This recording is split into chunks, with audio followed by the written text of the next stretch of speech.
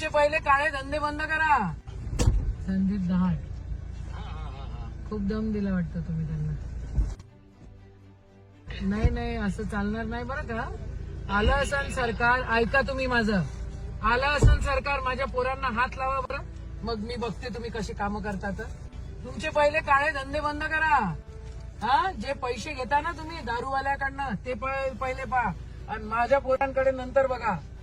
माझ्या पोरांना जर त्रास दिला साहेब, मी मेली नाही अजून, मी मेली नाहीये एवढं लक्षात ठेवा. मी जिवंत आहे. हा, अजिबात माझ्या लेकरांकडे असं पाहायचं नाही. एवढी दादागिरी.